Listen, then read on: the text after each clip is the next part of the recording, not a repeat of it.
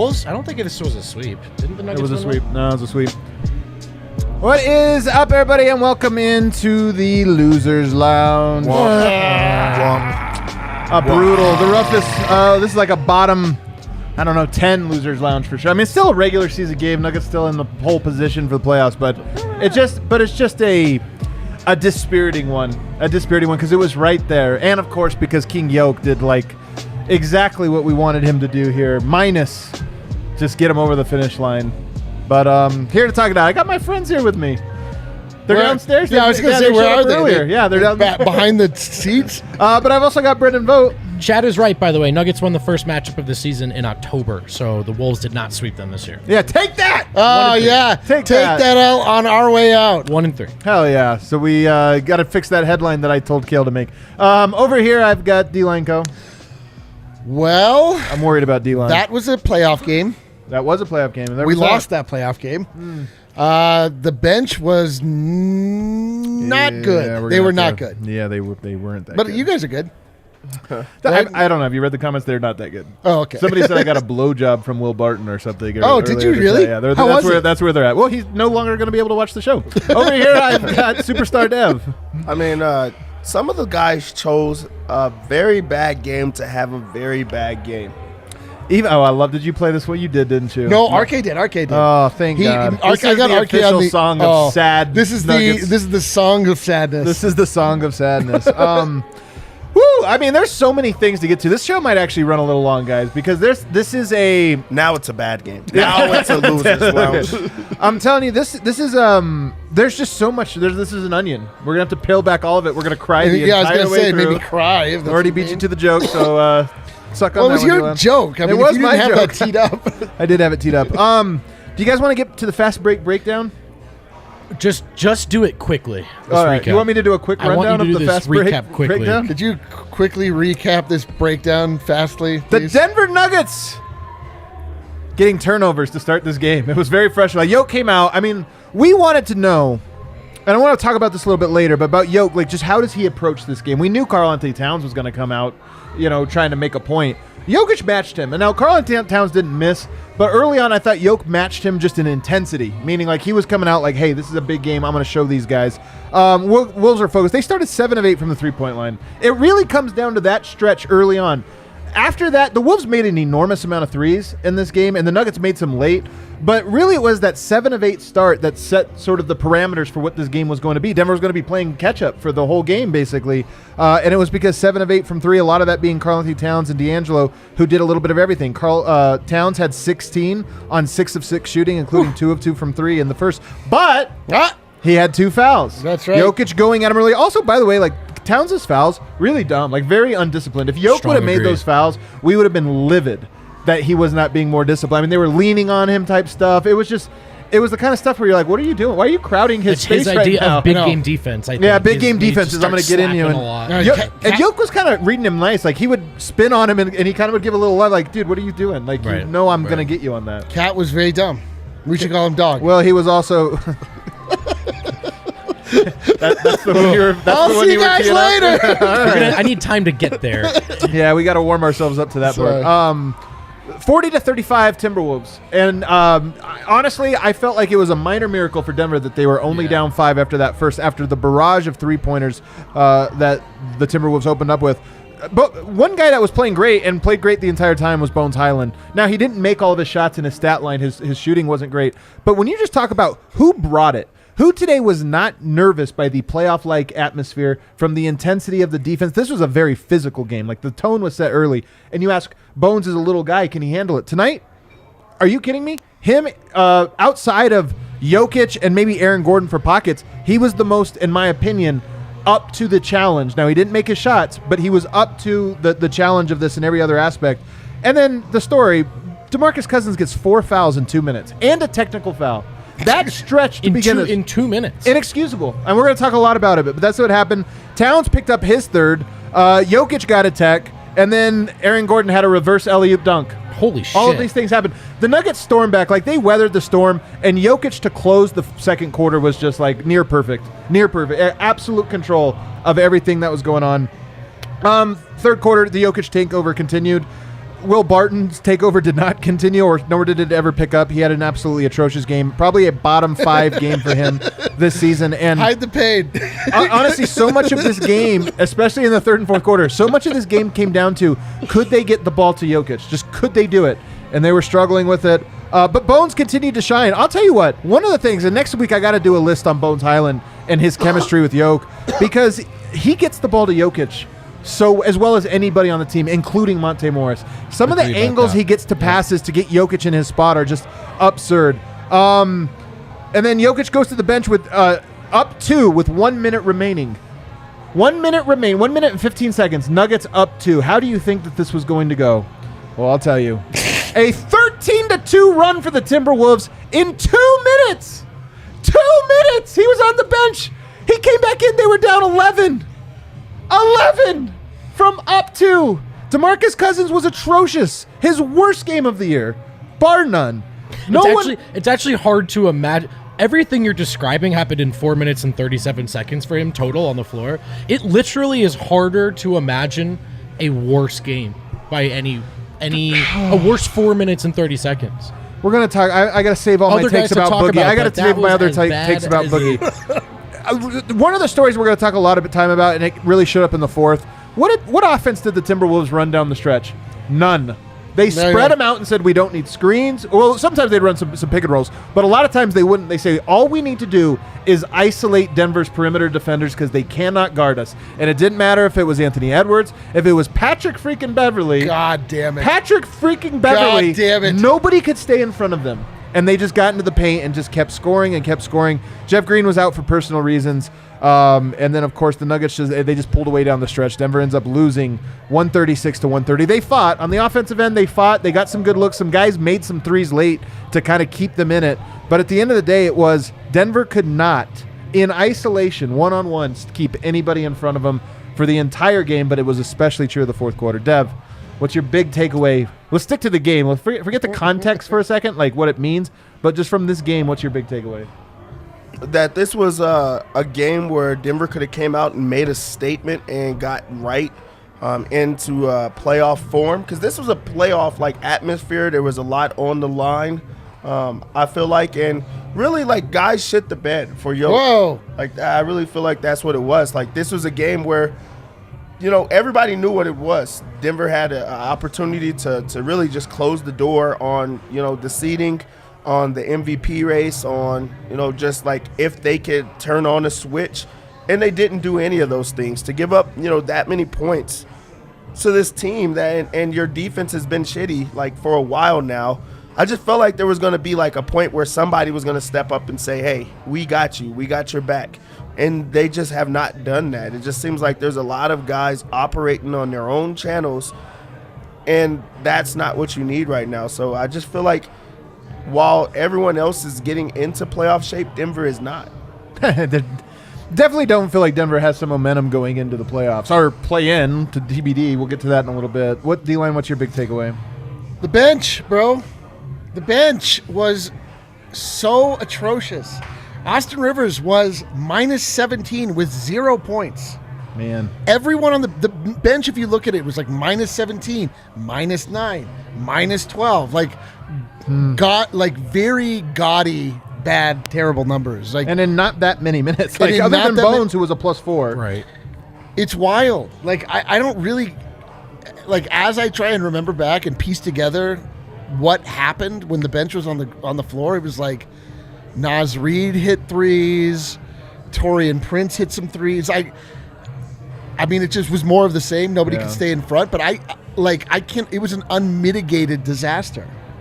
7 Timberwolves ended up making threes in this game, which is pretty wild. They go 19 of 40, almost 50% from the three-point line. I mean, that was a big part of this. Denver made a lot late, but they still get outscored by 21 points from the three-point line, which is, in today's NBA, the team that wins the three-point battle usually wins. And the team that wins the three-point battle by like 5 or more threes, it's 95%. So the fact that Denver almost won this game, being outscored by 21 points from the three-point line, is actually pretty ridiculous. Vogt, what's your big takeaway? The perimeter defense is... Yeah, that's actually mine too. Is it as bad as anyone's in the league? I mean, they're finding ways to win games, not going to reverse course on like all of the praise. But they can't stop a nosebleed. And it's really only Austin Rivers who had a bad game tonight. We'll talk more about maybe why he didn't close or whatever, but you know, Monte, who was awesome tonight, he can't do that. Right. Will can't do that. Right. Davon Reed got blown by Davon Patrick Reed was Beverly bad tonight. Yeah, he was not good defensively. Aaron Gordon, who is a forward, but in the first third of the season, he took the guards. It's been 2 months since he stopped a guard. There's a lot this team does well. They don't get enough credit for it. They've won a lot of games, but this is one thing where you go, that's not just the reinforcements. And even if they do come back, is that going to get better? If they, you know, I still think they're going to avoid the plan. Hope they do. If they do, you look at a first-round series and you say, one of the first lines on previewing that series is going to be, how are they going to stop the other team's guards? And it doesn't matter who those guards are. So that's where I'm at. This is my thing, too. That's actually, to me, is the biggest story. Now, there's a lot of, like, context stuff we're going to talk about, and there's other things that were really important.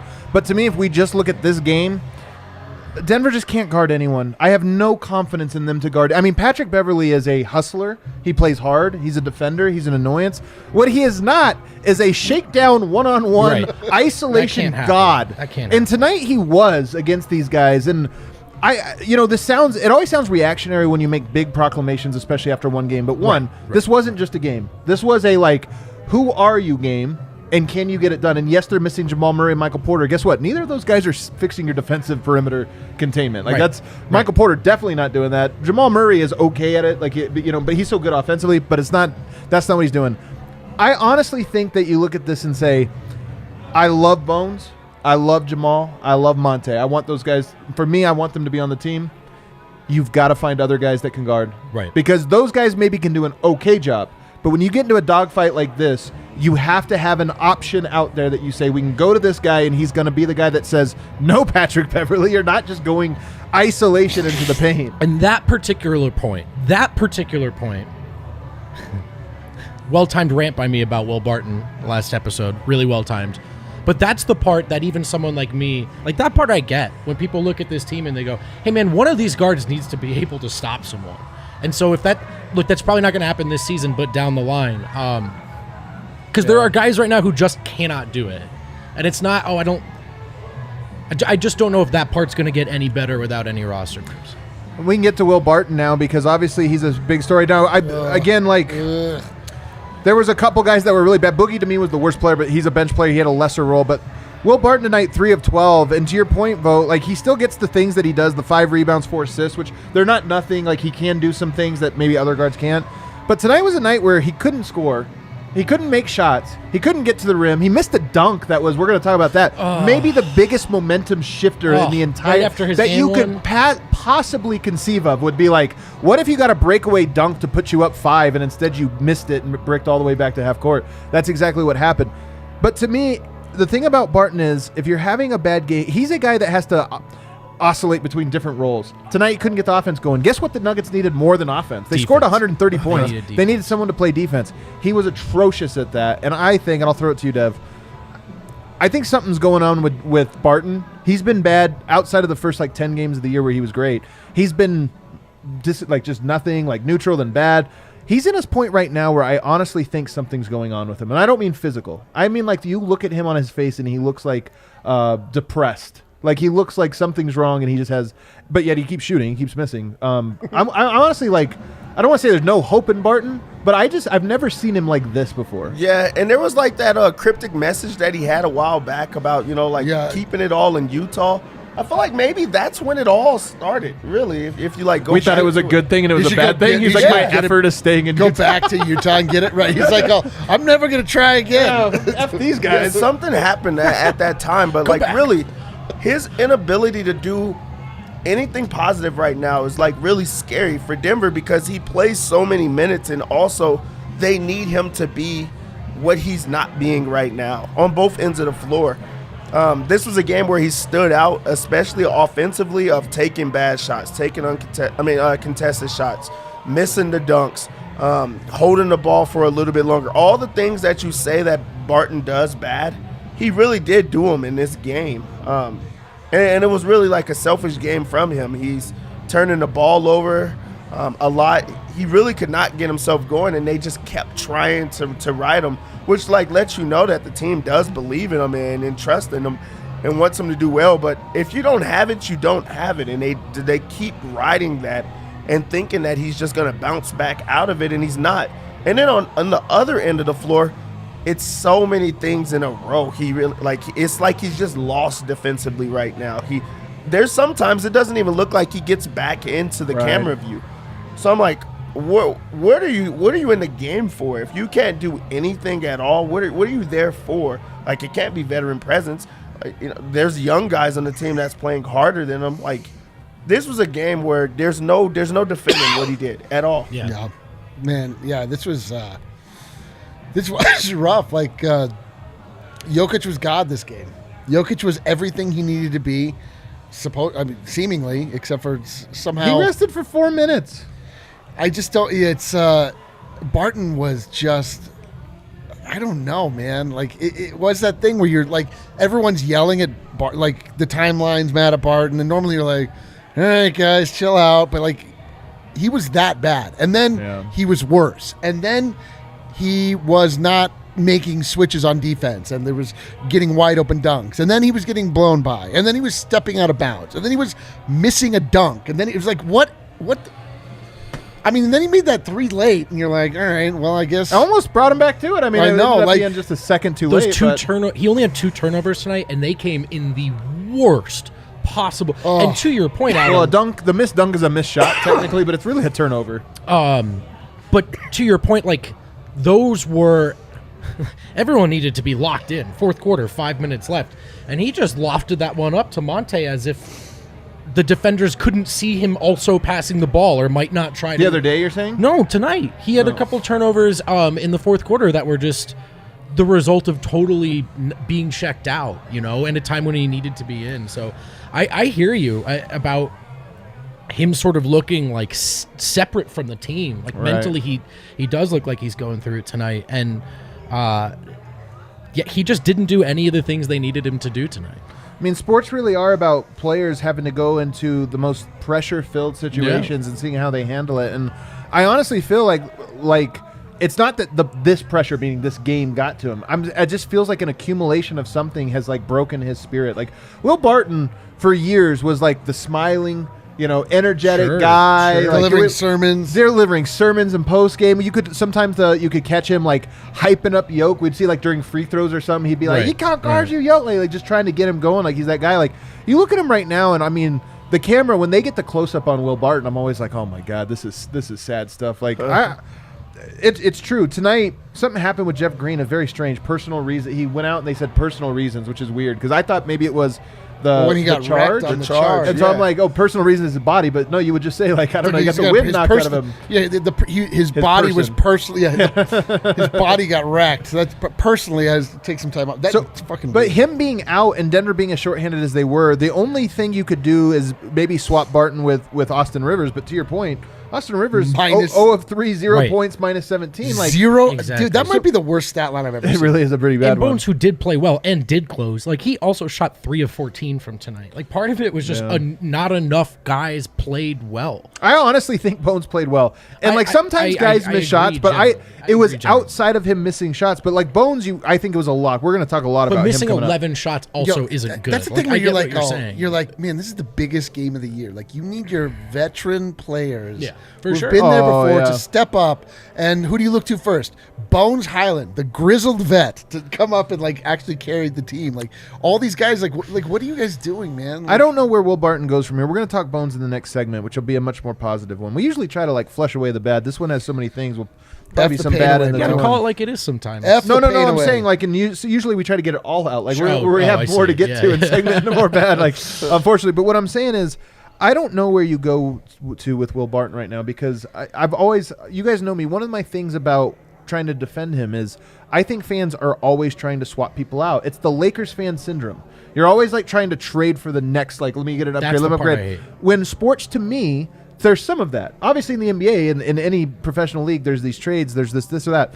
But there's this other part of like, these are our guys. And sometimes it's cool just to like I would rather Barton be a good player than to swap Barton for a good player, if that makes sense. Like I would rather it go the way where it's like, hey, he steps up. But right now, and this has been this way for a while, but this game to me was just the nail in the coffin of like, I have zero confidence in his ability to sort of turn this around in a meaningful way from here.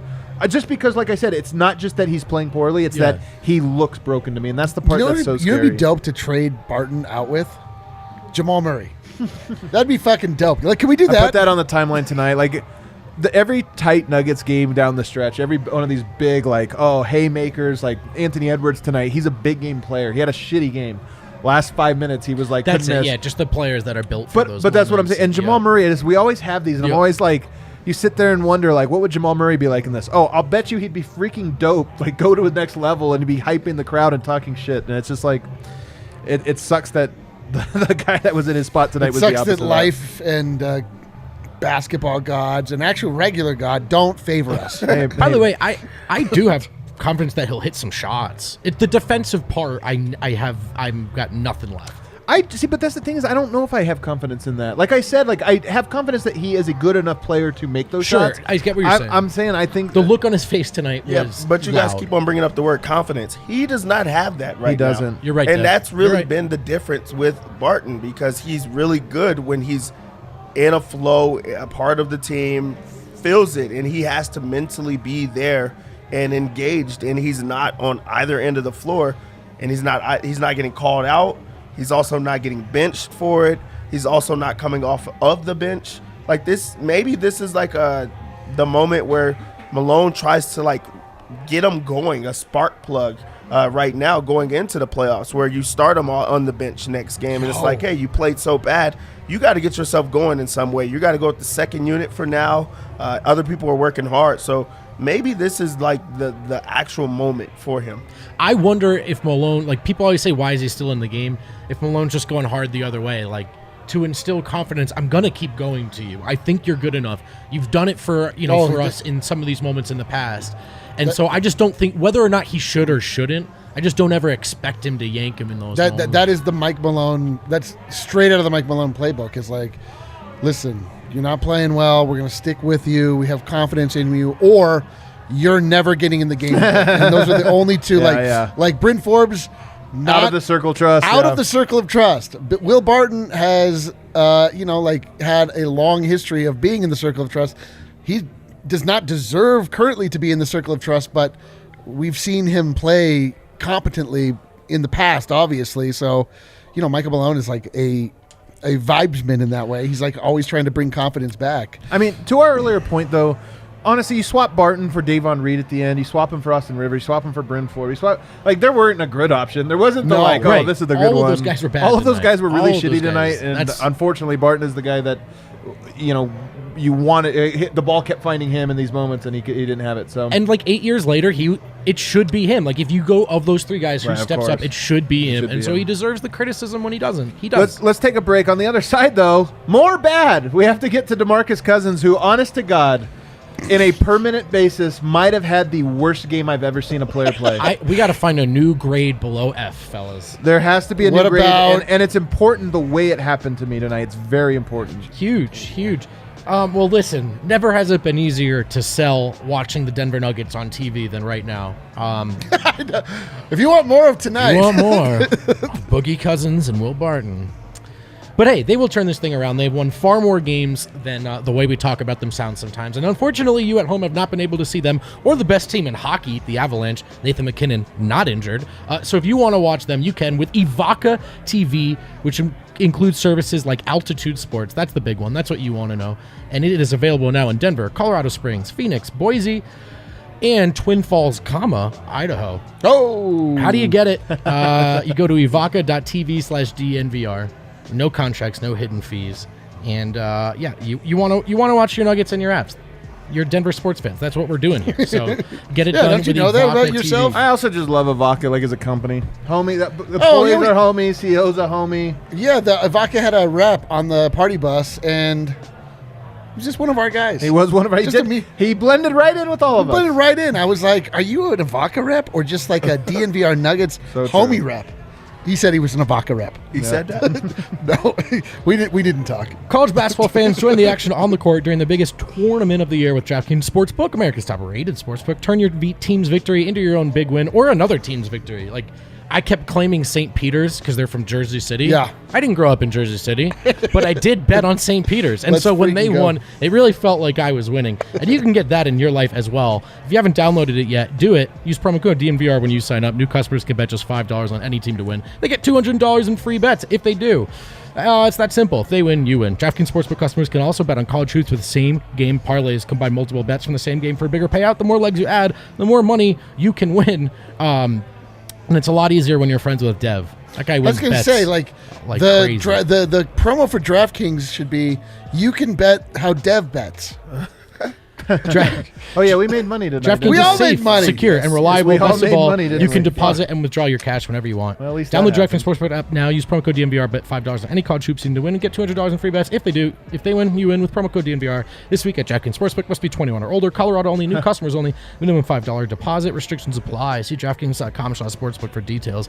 Gambling problem? Call 1-800-522-4700. DeMarcus Cousins. Oh, God. I don't want to do this. So, shouts to George Karl, inducted to the Hall of Fame. Will be inducted into the Hall of Fame. Gets approved there. Really excited for that. We talked about it in the pregame.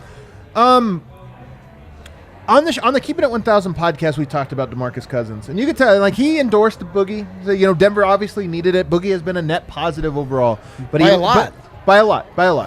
But he had a warning that Boogie sometimes has the negative energy. In particular, could be selfish. A thing, that sometimes it's just, and he, as he put it, when they were in Sacramento, it wasn't like sometimes, it was every day. And this manifests itself a lot with the technicals, because he would get technicals all the time, and you think, especially now, you're a bench player, you're a role player, like whether you want that or not, you got to accept it. If you're going to hang around the league, it's like Carmelo Anthony. It took him so many years before he accepted that, hey, I'm a role player, that's how I hang on. DeMarcus Cousins has to know, like, his starting days are probably over. He's had massive injuries, 2 of the biggest injuries you could possibly have. It's not his fault. He's a big guy. You're a role player. Mistakes kill you more than good plays hurt you. Tonight was a game where I don't think he understood what was going on. Tonight was a game where it was, hey, Yoke's going to play a lot of minutes. Even without the foul trouble, Yoke's going to play a lot of minutes. You have to be able, first and foremost, to spell him. Stay on the court and try to be low mistake. That's what your job was tonight. He got 4 fouls in 2 minutes. In a tech. Michael Malone had him out there, and he picks up his second foul. Hey, you're only out there to go out there and play, so just leave him out there. Gets a 3rd foul.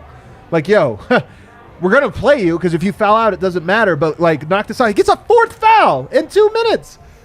And then he gets a tech going to the bench. It just was like, to me, I think every time I see things like that, I just think this is what he's talking about. That's called selfishness. Are you frustrated? Yes, you have a right to be frustrated, but you have to understand the situation. You are on a team that desperately needed you to not do the thing you just did, and even if you think it was unfair, you got bad whistle or this or that, you can't double down by then getting a technical. Yoke had to play the whole game tonight. This was his worst game of the season by a mile, and honestly, if you could distill it into one reason why the Nuggets lost tonight, in my opinion, it was that DeMarcus Cousins was so atrocious that in the 5 minutes that he played, the Nuggets got outscored by 10. It was an absolute killer. I don't know if I've ever seen a player impact a game in such a way with not playing 5 minutes.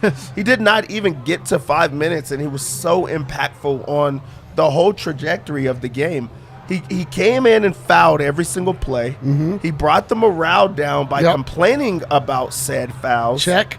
He got a technical foul in the middle of them already having a momentous run. And then he just is just there. He shouldn't even showed up today. Oh man, they would have had a better It's true, chance if he man. was not there today. Like he's a bad energy and a bad clout right now, and like you really do have to take the good with the bad. But like it's been bad right now. It was super positive. I'm telling you, it was positive when he was on his 10 days and like working because he's like he's doing that like. He's doing that beginning of a relationship. Oh, I was watching a He's relationship. doing the beginning of the relationship where you're I've just never saying been in a all the right relationship. things and you're just doing all the things that are supposed to go right. And then as soon as you guys lock it in, or like maybe you get married or something like that, you're locked in for the entire year. Now he's like a different person, and it's not those things that were so good. You don't love the same things that like you did once when Boogie first started here. So he's like turning away from those things. It's not even just like using his brute force. It's not being that like abuser and things like that like he once was. Now it's just in different ways, and he's evolving. Man, who watched their favorite team lose on a Friday night and put heavy metal on? Like, what's? I know. It's what like, kind of do you just want to run out into the street we're during traffic? We're gonna remodel the bar, and the first thing I want to be here. Tunes Gone, out of gone. here. Don't you know the like? Damn, it feels good to be a game. Like when they beat it with the fax machine with the baseball bat. That's what I'm gonna do to this touch tunes that keeps playing this like scream core. You'd be like, hey man, I'd like to request a song, and you just put Peaches on no matter what they say. That's our new rule. Were you going somewhere or no?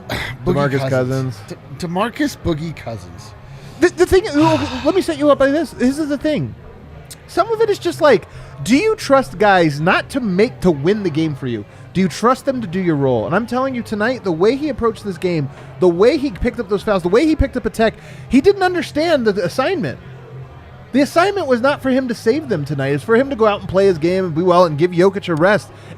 When you pick up a second foul, it's like, okay, maybe we're not playing through me. Maybe I'm not doing this. You pick up a third foul, like, okay, I got to do this. You pick up a fourth one there, and it's like, dude, I'm sorry. That's just like, you have to understand why you're here. Yeah, I don't know that I've ever seen anybody do that before.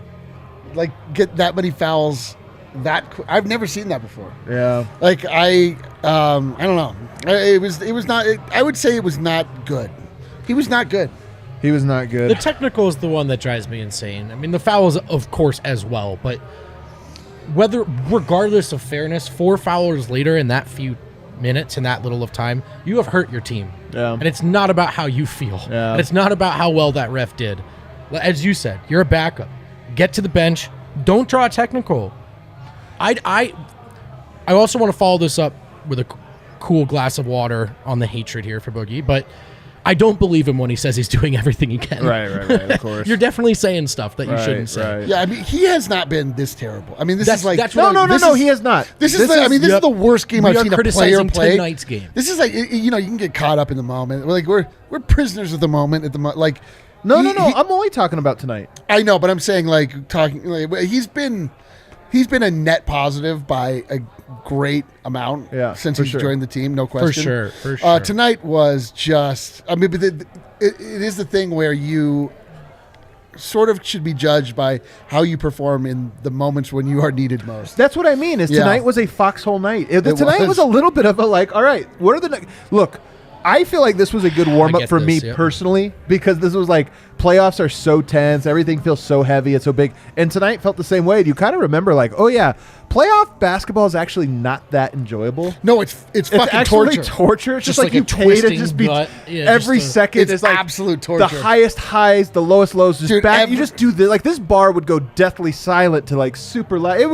It's fun. Like I love it, but it's just fun torture. After the fact. It's fun after the fact.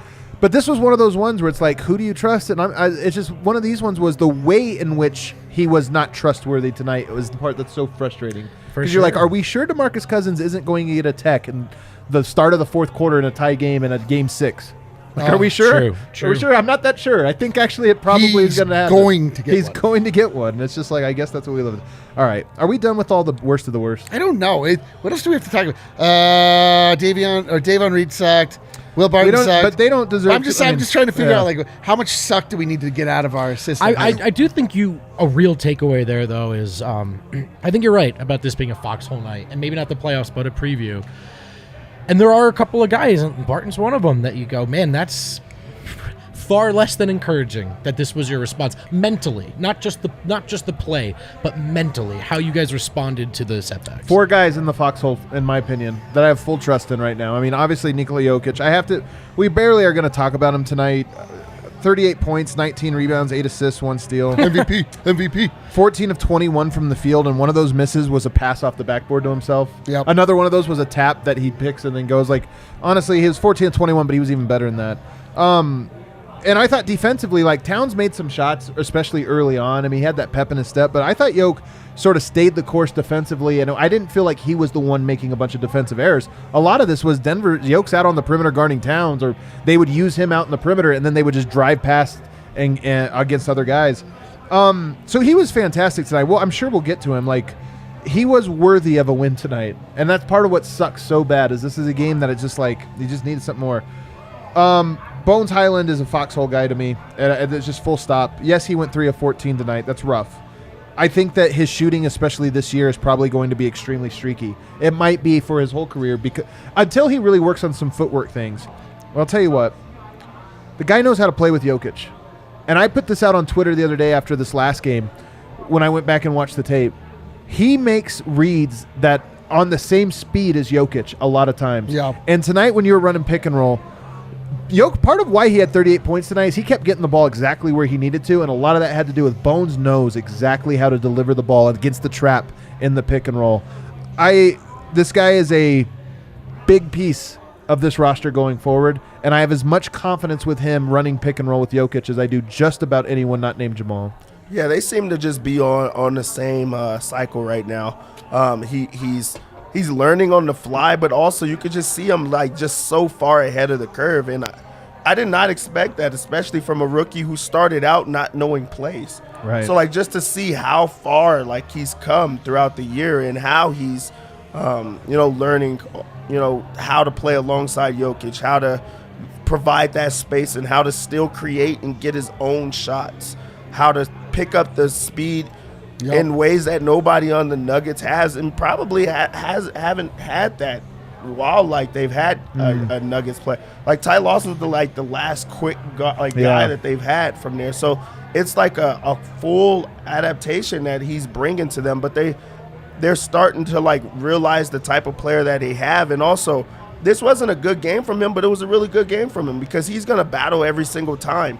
Even if he's not making shots, he's going to give full effort. He's still going to be himself and try to do those type of things. And other people have to rally around those type of things. You don't have to score every single time to be a foxhole guy or to be a guy that you can trust in. He makes sure to get Jokic the ball because it's the smartest decision, but he's also still going to try to create for himself because he knows that also helps Jokic. So yeah.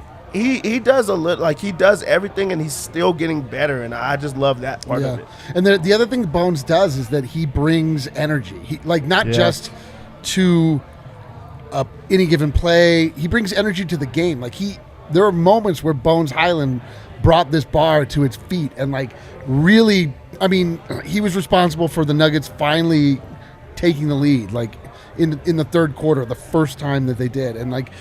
He revived it felt like what he was bringing was it going to be enough to bring them over the top and bring them to the promised land. And then, of course, like we all know what happened. But like it's not always just about whether you are making the shots yourself. It's like, are you able to be, somebody who can be a plus to the team, but also like inject the team itself with energy and like like he was laughing and clapping, like just. That thing where we always talk about, this man plays the game with joy. And sometimes when things feel heavy, like you need somebody that, you hear stories about, Peyton Manning or somebody being in a huddle and just like making a joke about a celebrity that's in the crowd. And it just sort of like lifts the mood of the entire squad. And it's just like so important. So Bones Highland, like, I mean, I just can't be any more impressed with this guy. Like everything he does, like every step he takes. I just made the joke earlier, like this is a game you need your vets to play, and of course Bones Highland is the one that steps up. Like this kid does not play like a rookie, and he's easily the youngest guy on the team. His block was incredible. He blocked Karl Anthony Towns, and then he went down and then he. But those are the types of plays you're talking about. Is like like he came over with a block on a 7-footer, like just because he's like he's just a gamer, man. He's just a winner. That's the word I would use, gamer, especially tonight, because look, I'm really not trying to hate. I just, in case anyone's confused, like we do have to acknowledge how poorly he shot the ball tonight, because when you miss 11-12 shots, like that matters, and he turned it over a few times as well. But what you never ever have to doubt in a big game is Bones going to be there mentally. Is Bones going to be ready to compete? We are not even through his first regular season, and we know that about him as an athlete. Another big Foxhole night guy tonight was Aaron Gordon. Woo. In fact, he probably should have gotten second billing behind Yoke ahead of Bones Highland, to be honest with you. He goes 9 of 11. He has 24 points, 5 rebounds, 3 assists. His defense was a little underwhelming, as was everybody else's. But his offense tonight, his attacking, the dunk he had, I mean, he had the reverse dunk, which was like just an insane play. Honestly, his athleticism, sometimes you don't see it because he doesn't always utilize it, but he's been utilizing it lately.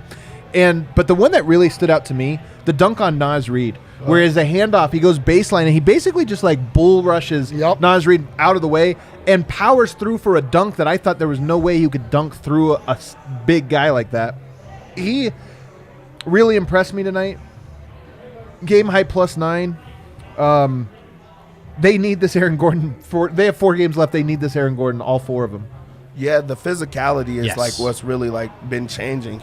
He's really like utilizing that athleticism. He's now dunking the basketball, not just down there. And also, he's doing a lot of like high IQ type plays where he's pinning guys and forcing guys to pass on the ball, maybe screaming, pushing back and putting his body on guys, and he creates a lot of mismatches in that type of way. So it's good to see that resurgence from him on that side of the ball where he is making himself assertive. He is not only shooting threes because he is trying to open it up, but also he's slashing and getting to the rim because he can't be stopped down there.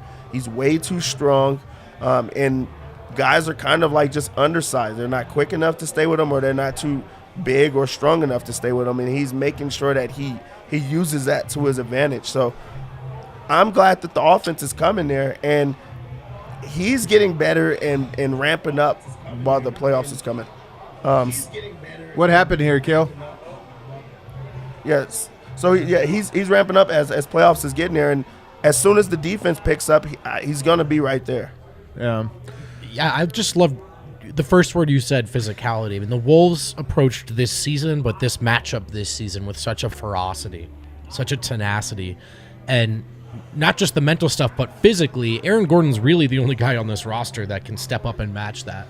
So I was really hoping to see him do that tonight, and he did. Yeah. I mean, that's what good Aaron Gordon looks like. So we talked about what was discouraging about certain guys not showing up in a Foxhole night. Take it the other direction with AG. He was not just good, he was who they needed him to be tonight. Monte Morris is the 4th guy here that's sort of in my circle of trust. And, tonight I thought, he made a lot of 3 threes in a row down the stretch. Like, that kind of padded his stats a little bit. But they were big. They mattered. I'm just saying it wasn't a great 48 minutes from Monte. It was a good 48 minutes. It was a good 46 with a really great last 2. Right. But nonetheless, like, he was another guy I just had a lot of confidence in, a lot of faith in. 23 points from him, 3 rebounds, 6 assists, and 2 steals. And 8 of 12 shooting, by the way, is great. I mean, you look at the Denver starters here, man. Jeff Green, 3 of 3. Aaron Gordon, 9 of 11. Jokic, 14 of 21. Monte Morris, 8 of 12. Those 4 guys combined for like 90 or 80% shooting. And you have Will Barton, 3 of 12, and then you have the whole bench, which was pretty terrible. But Monte Morris, you have any thoughts on him tonight? I like the fact that he's doing what he wants on the court. Like, he's hitting that mid-range, and he's really confident in the mid-range, and it's opening up his game in different ways. Having a guy like Bones and also Monte that know how to feed Yoke and give entry passes and just make sure that the defense stays honest with their jump shots and things like that, it just goes a long way. I feel like he really has improved on that way, and he's starting to get ready for the playoffs. Like, I feel like that's a guy, you talk about the Foxhole, that's a guy that you can feel confident having as your point guard, and you're not having to say every single moment about, Jamal Murray. Is it good to have him? Yes. But is Monte able to go into a playoff type game and get you a win, or be a guy that gets to compete with the other good guards in the league? Yes, he can do that. So, I'm happy at where he's at right now, and I feel like he's only getting better as the playoffs come, and I don't see that with a lot of other guys on the Nuggets team right now. Yeah, Monte was good tonight. Monte was good. He was a guy down the stretch you were like, get the ball to Monte. Yeah. I mean, there were a lot of guys you're like, get the ball out of that guy's hands. Right. Monte was money from the corner when the hour seemed the darkest, and he, that's kind of what you want out of somebody who is running the offense. You just want somebody that is reliable. That's always been his his MO. Like he's with the count of Monte. Chris assist to turnovers. Yeah, his assist to turnover. He had a couple turnovers tonight, but just overall, I mean, for me, it's less about like, okay, who are these four guys? It's like, wow, there's only those four guys, I know, and like, yeah. and it's those guys Yeah. like that. This purgatory season has left us with four players we feel comfortable about, Right.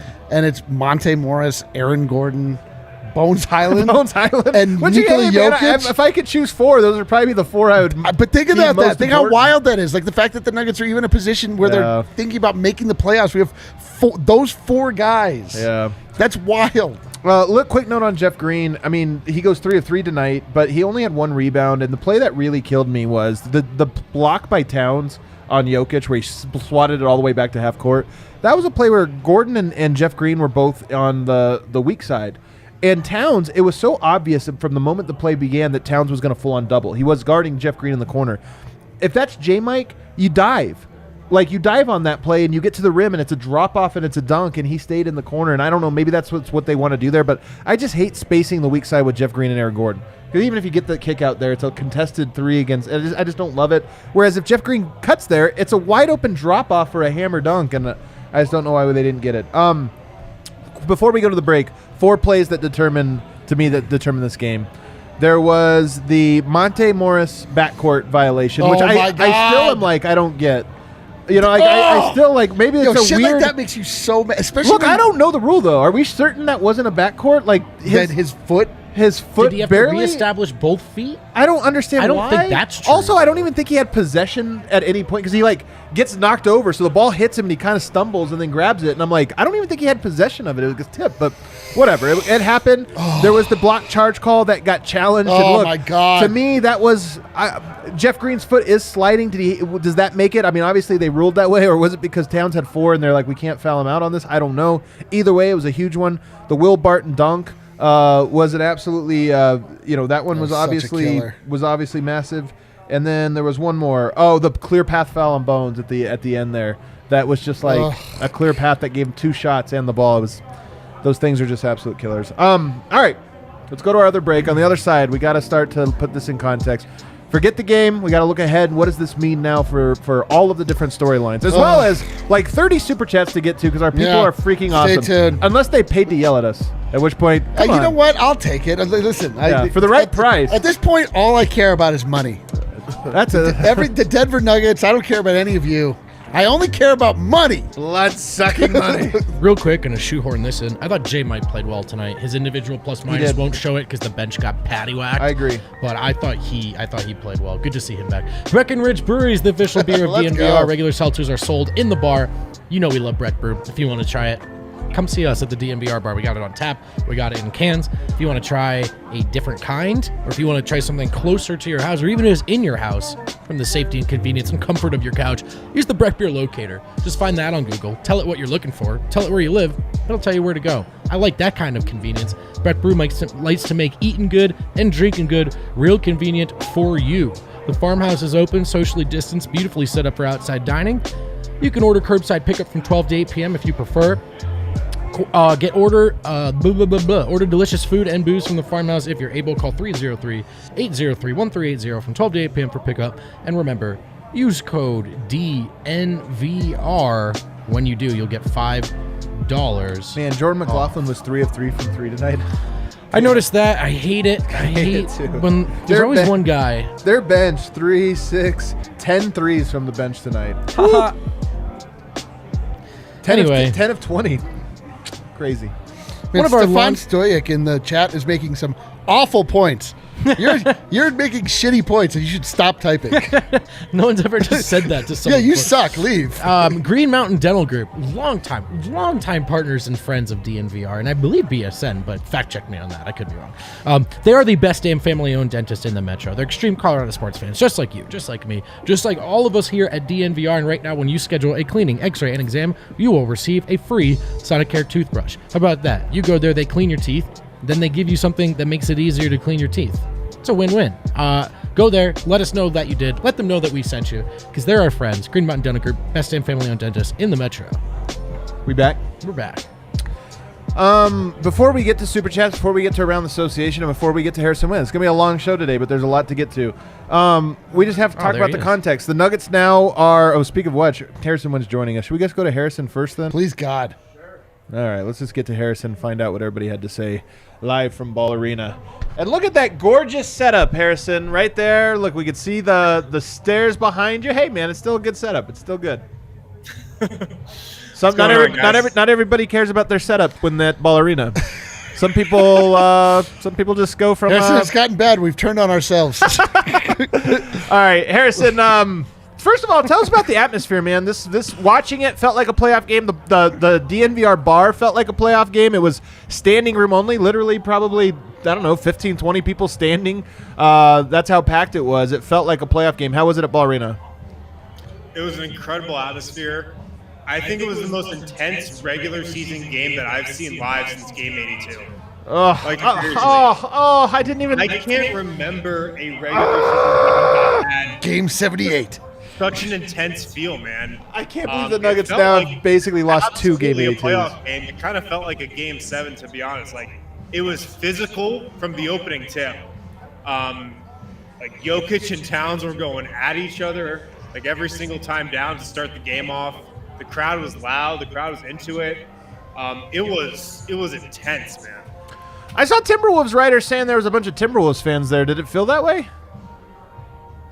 I mean, I think probably about the same amount of away fans that are at most games. Okay. I wouldn't say there were a lot. Nothing too crazy. No. Alrighty, well, take us inside. Before we get your take on the game, just take us inside the locker room. What was Michael Malone like after the game? Sure.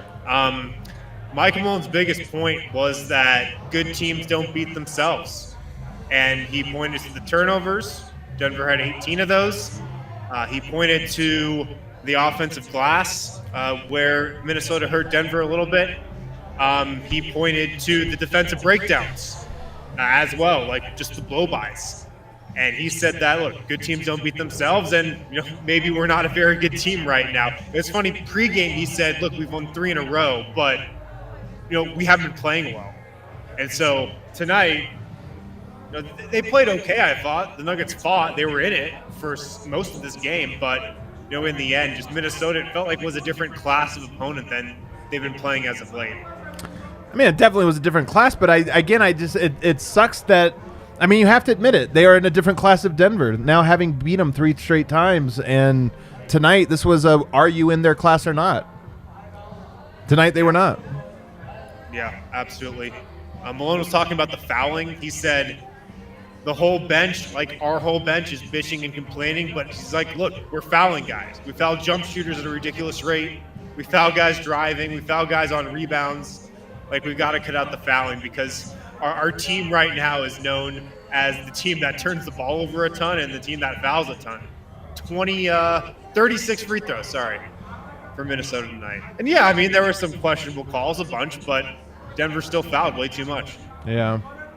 The bench lost the right to point towards that stuff. Like, sometimes it happens when you're like, man, the team did everything and they got this short end of the stick on the calls. But on nights like tonight, I don't know, man. Like, you just don't get to use that excuse when you didn't bring all the other aspects of the game.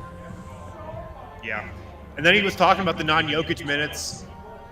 Pretty much all Malone said was, look, maybe I got to play Jokic 48 minutes. Well, he played 43 tonight. 43 and a half. 43 and a half, sorry. And I thought he kind of tired at the end for sure. I mean, he only had 5 points in the fourth quarter. Yeah, it was brutal. I mean, he came out absolutely ridiculous, was great through the first 3 quarters, and then I felt like kind of tired in the end. Did you get he missed the 3. He just missed the 2 threes, but I don't know if to me, I didn't think he looked like flat-footed or something. No, but I think maybe if he hadn't played all of the minutes leading up to that, he probably could have gotten into takeover mode a little bit more. Maybe. Yeah, he doesn't have the same aggressiveness to me. Guys, we also got some pretty interesting Jamal Murray updates tonight. Okay.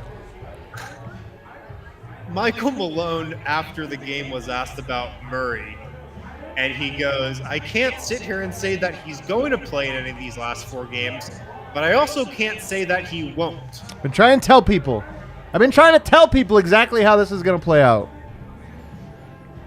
And then we also got some updates from Monte. He said Jamal looks ready to get back out there. It's just a matter of time, I guess. And then Nikola had an interesting update, or not an update, but an interesting note on Jamal. He said, I told Jamal, look, if you're not 100% ready to go, don't come back.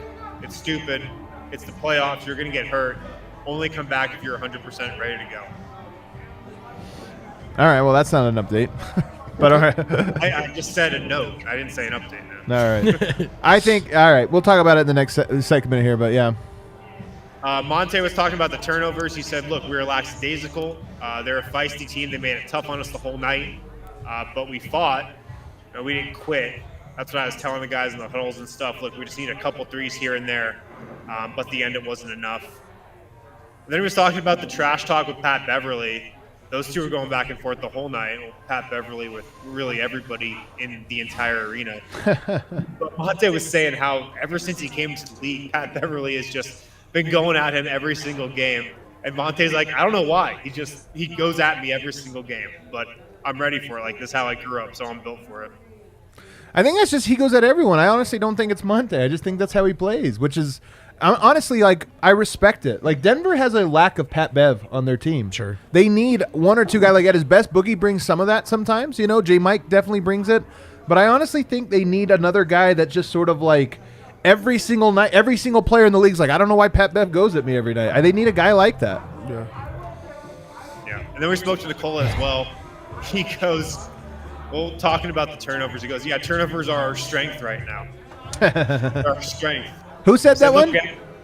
This is Nikola. Okay. He said, like, look, we had stupid turnovers, ones that were normal passes. I had a bounce pass where I didn't even see the guy, but just normal passes we're turning the ball over on. They said, obviously, we didn't shoot the ball well. We got some threes to go in late. I think like Denver was at 25 or 26% shooting from three for most of this game until the very end. Yeah. It's tough to win a game that way in the NBA, especially if the other team's going to shoot above 40.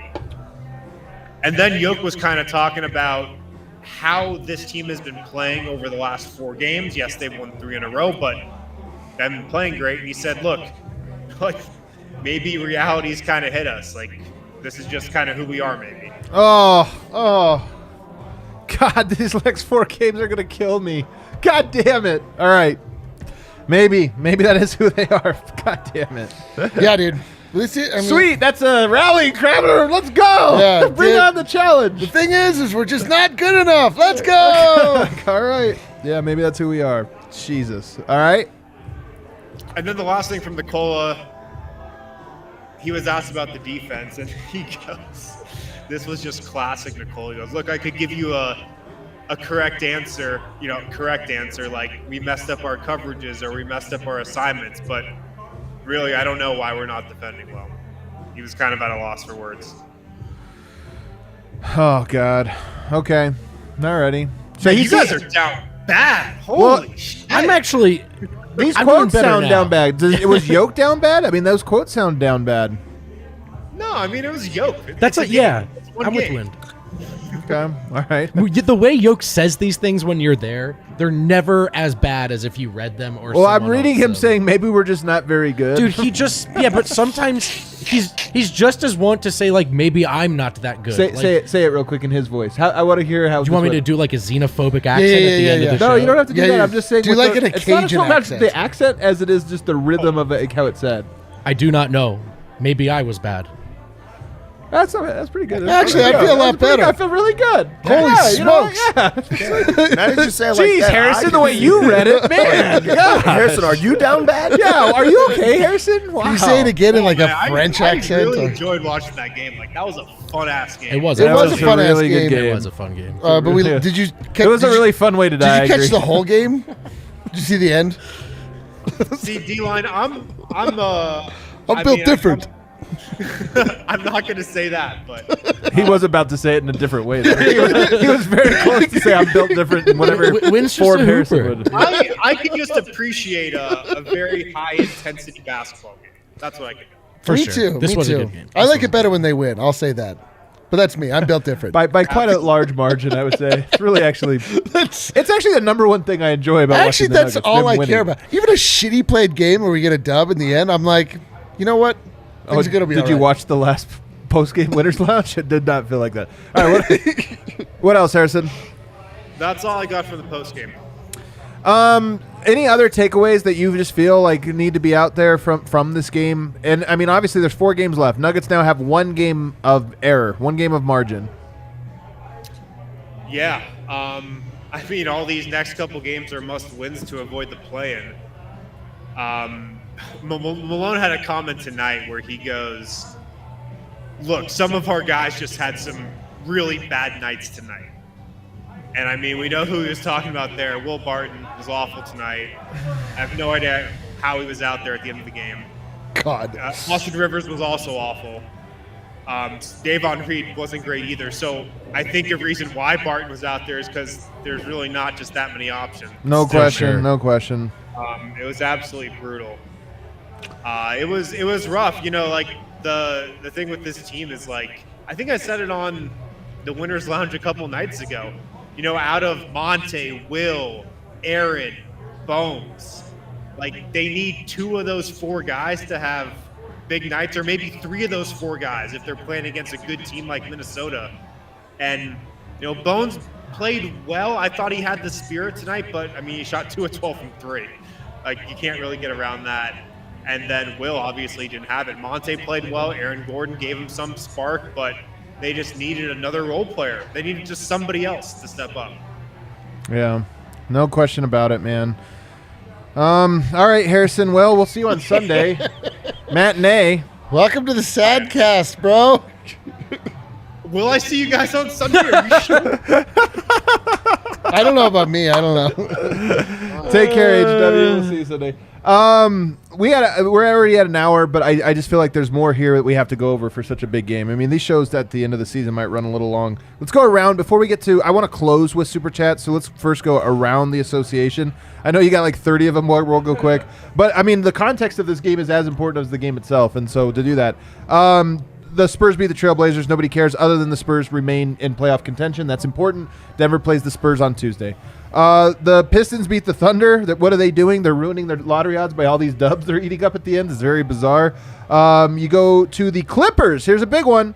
The Clippers beat the Bucks 153 to 119. Holy shit! In regulation. In regulation. Now, 153? there's no Giannis, okay? Giannis took this one off. He knows the MVP game really comes on Sunday. They play Dallas. But you look at that and you think a Clippers team capable of scoring 153. Robert Covington had 43 points. I've been telling you guys this. You do not want the Clippers in the play-in.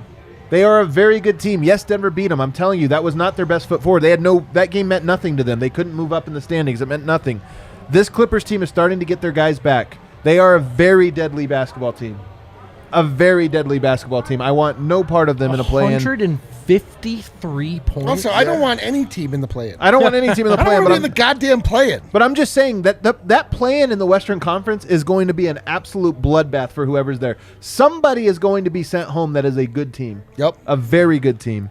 You go up there, here's another crazy one. The Grizzlies, who were missing half of their roster, not just Ja.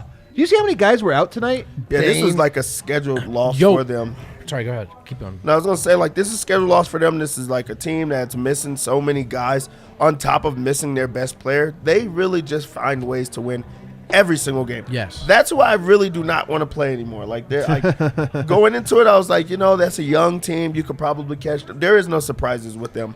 They're good. They're full. They're complete. They play the same with Ja there or not there. Like, that is a good team. They beat the Phoenix Suns. And by the way, tonight, the Phoenix Suns have tied a franchise record 62 wins. Their next win gives them an all-time franchise record. So this game tonight meant a lot to the Phoenix Suns. They got stomped by a shorthanded Grizzlies team, and the Nuggets play the Grizzlies on Thursday of next week. And even if they rest their guys, they're capable of beating the Phoenix Suns. I've got a take. We always talk about big MVP games and statement games at the end of the year. How about Coach of the Year games? To Taylor Jenkins just make a big move to beat Phoenix of all teams without those guys. He has to be a heavy consideration for this award. We're sitting here wondering, like, the front office did a great job. But no matter who gets hurt on that team, they win games. Yeah. And we're always sitting here going, what's up in Memphis? Maybe Taylor Jenkins needs to get a boatload of credit. The Memphis Grizzlies, the Nuggets play them the second to last game of the year. The Grizzlies will have nothing to play for. They had nothing to play for tonight. And yet they still won against the Phoenix Suns. I'm telling you, the Nuggets have 0 gimmies over their last 4. They are all going to be tough games. The Kings beat the Rockets 122-117. The Celtics beat the Pacers 128-123. The Mavericks lost to the Wizards. What are the Wizards doing too, man? These teams that have tanked all year, all of a sudden winning late against teams that are in the playoffs that are trying desperately to win. So there you go, the Mavericks. They threw away a game, so who knows what's going to happen there.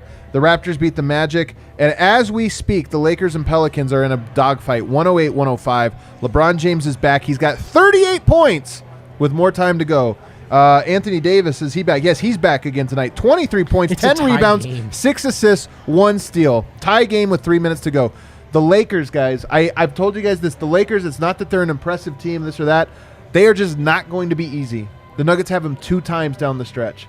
They just got Anthony Davis back. LeBron just took a week off so he could be rested for this little push here. Those games are going to be tough as hell. Jamal, come back. Come on, And that's bro. why I Be wanted to cool. go around the association is that the big thing, I said this before the game, Jamal Murray, I believe, is going to Pelicans up. return. I believe that Jamal Murray is going to return on Tuesday. That's my belief. I don't have it like any like firm information. Nobody's saying that. Just my reading the situation. I believe he's going to come back.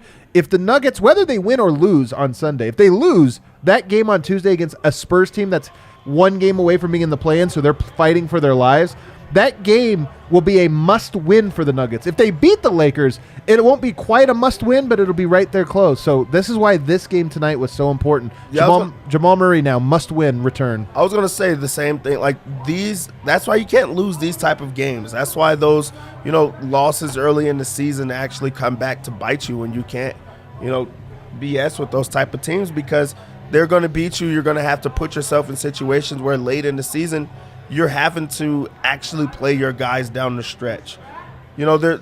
Phoenix is not gonna have to play their guys down the stretch. Ja Morant, they have created so much time that he could come back whenever he wants. This is a playoff atmosphere or a playoff game. I'm sure that he's playing, but they're winning games, and that's just why it's so important to build your team around guys that can win without their best player and can just continue to win games. Now you have Jamal Murray come back into a must-win or just high expectations. You're asking for too much from him. And also you're forcing him into having to play extra minutes or having to, do extra. And now you're having to worry about if you brought him back too early. And you already know that that's what the idea is going to be the entire time.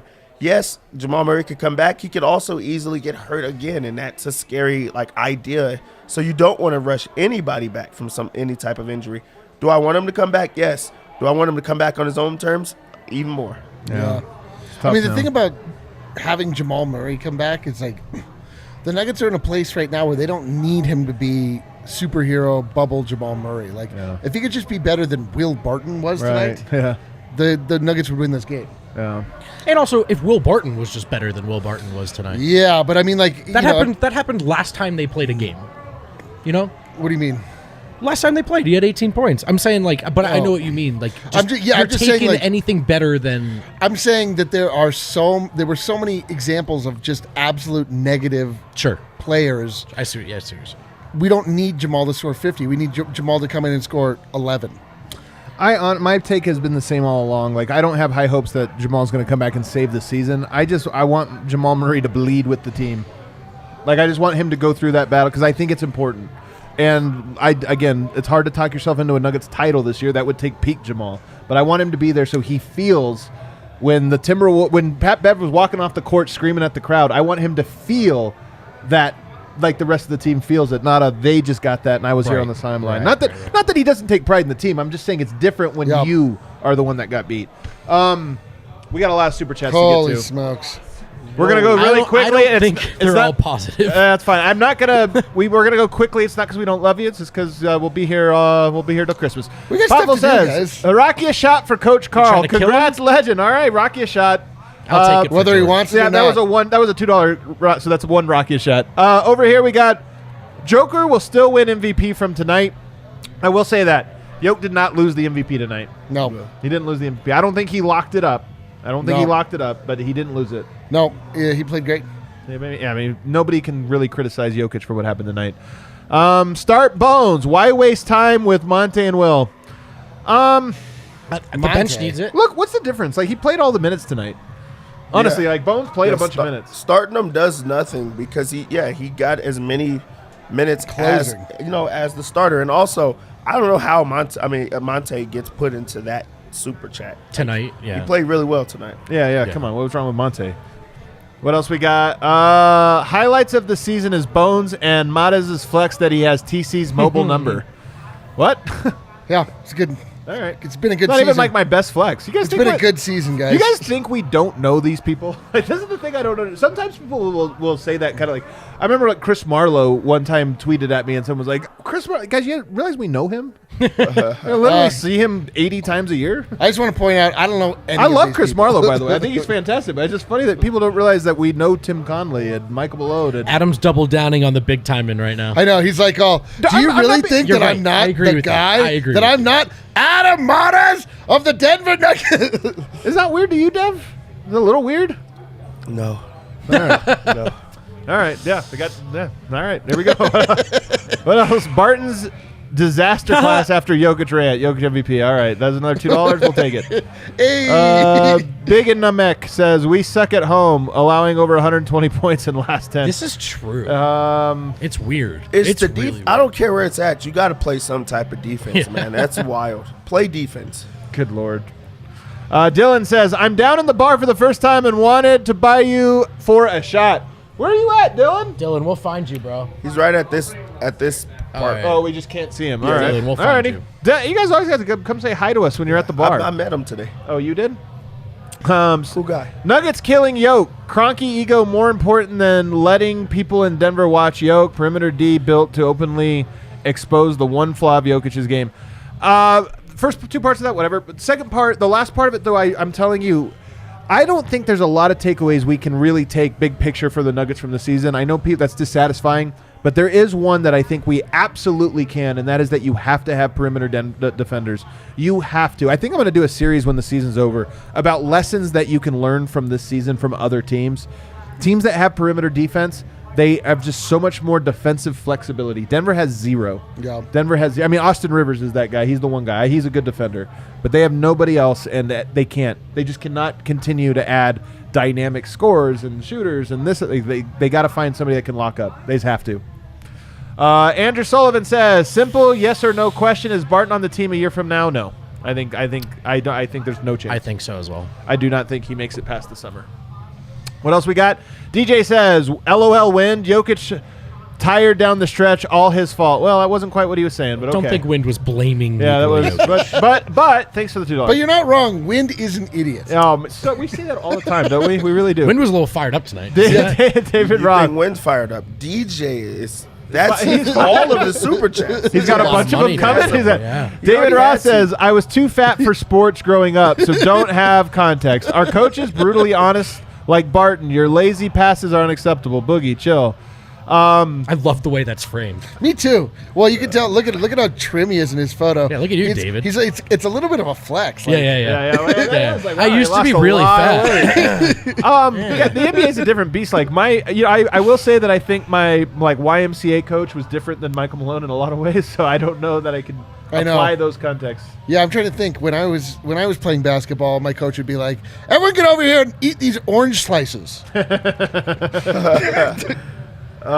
Anyway, I don't think he's sitting there just That's a ripping Will football Barton. But halftime thing. It's soccer too. It's for every child. what sport. percent of the bubble Murray is Basketball. greater than or equal to Barton right now? What percent of a bubble Murray? Murray?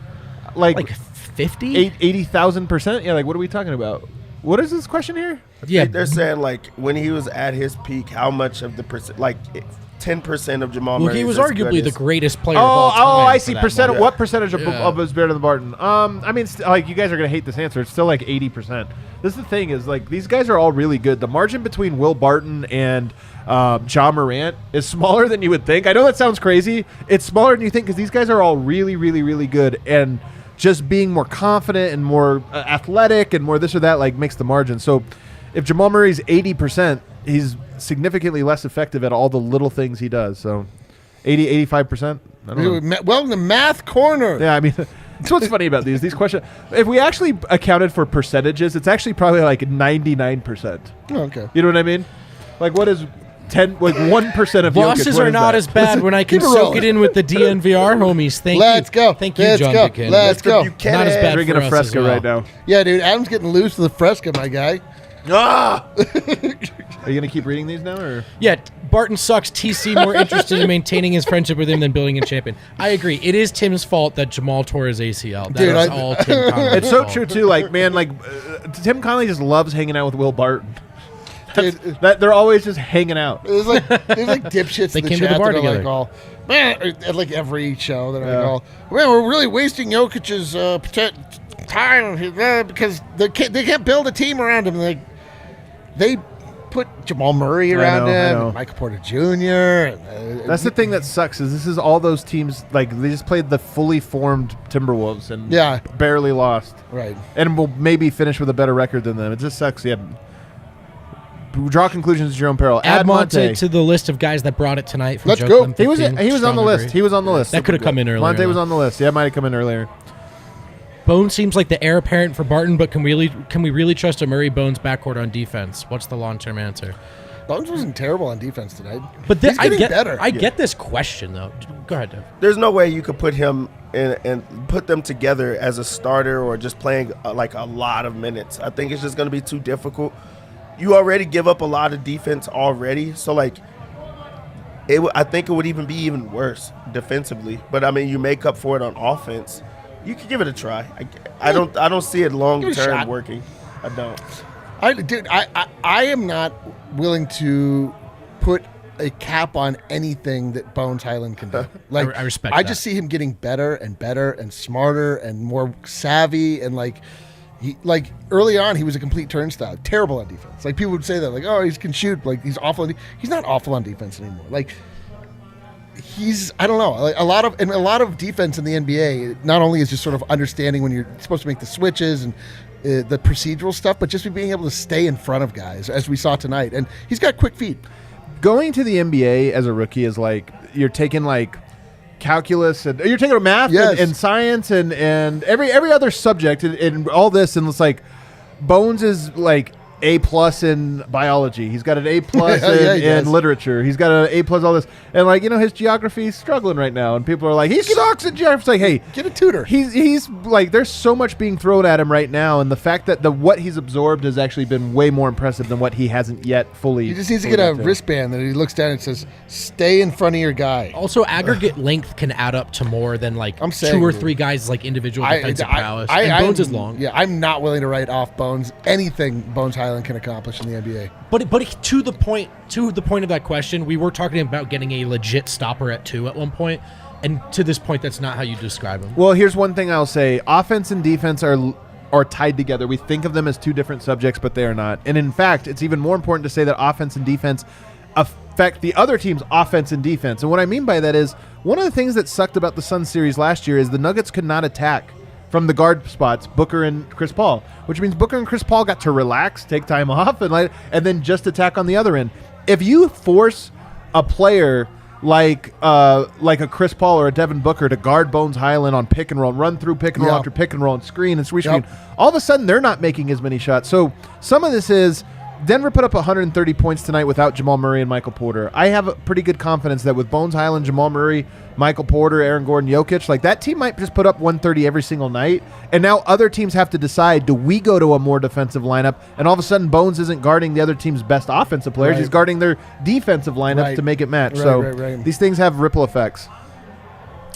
Timo, we played a good offensive game, but man, sometimes I don't even blame the defense. The refs are really weird with Denver. They let teams beat up on us on offense, then call tic-tac fouls against us. This was a physical game. I think it was hard to officiate. Towns was in foul trouble. And if you are a Timberwolves fan, while I think that they were fouls on Towns, they were also fouls of, like, positioning. It's almost like Jokic plays judo out there. He gets guys off balance and then, like, takes them down. So, I mean, look, there were some bad calls tonight. There were some things I didn't understand. The backcourt was the one that I just really didn't understand. But to me, it's not a story. It's not a story. CeeLo says, on the one hand, we lose, vibes bad, Barton bad, sad face. On the other hand, it took a comedy of errors, mistakes for Minnesota to squeak by. I think we're fine. The perimeter defense isn't fine, though. Some of the, yeah. That's the thing that I can't, like, I will, listen, I'll swing the other way. Like, they come back and they look great the next game. I'm going to be out here pointing out how many games they've won, how good this team is. But the perimeter defense is something we can't just wash away. Yeah. What else?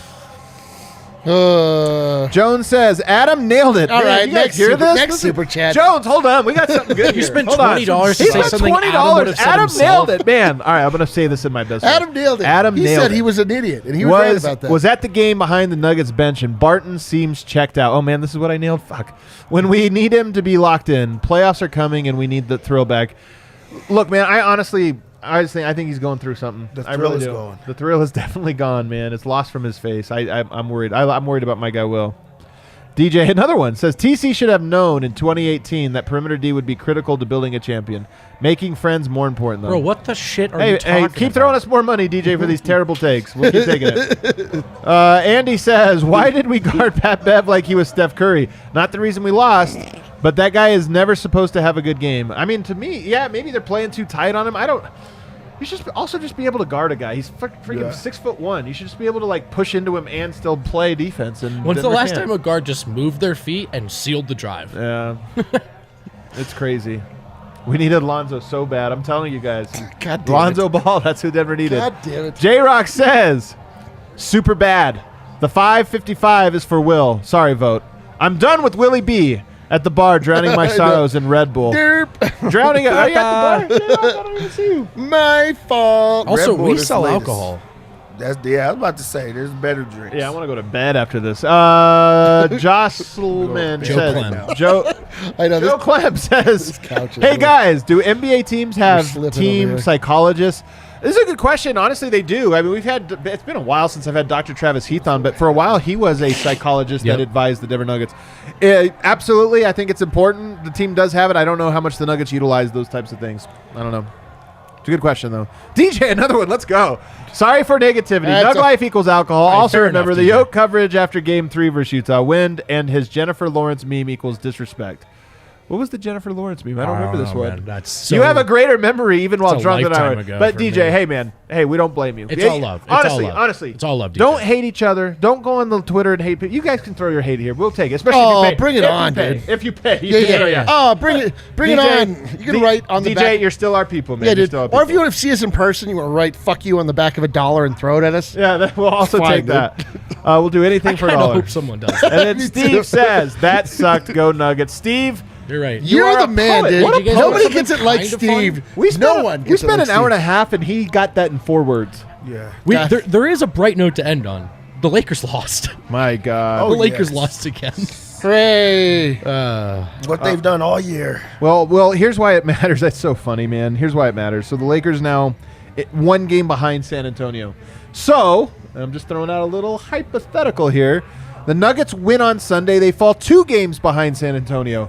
The Nuggets lose to San Antonio on Tuesday. They might fall 3 games behind San Antonio. Like, Denver might be able to make that last game of the season or whatever a non-game for the Nuggets. So it is a little bit of a big thing that the Lakers could be eliminated from the playoffs by the time that last game rolls How around. the hell are we not drinking downstairs yet? Are we still on the goddamn show? We're on the goddamn show. Everybody, Jesus thanks for hanging with Christ. us. Early game on Sunday, 1:30. You can come to the DNVR bar and watch it. A little matinee. Actually, we need to make sure Darren knows there's a game at 1:30. I just realized that. It was a buzzer beater? Wow, $2 super chat. $2 hateful dollars. Yeah! Take Fuck that. you, Yes. Patrick. Let's go. Hit that like button on the way out. 1:30. We'll see It'll you get guys. better, maybe. Let's go.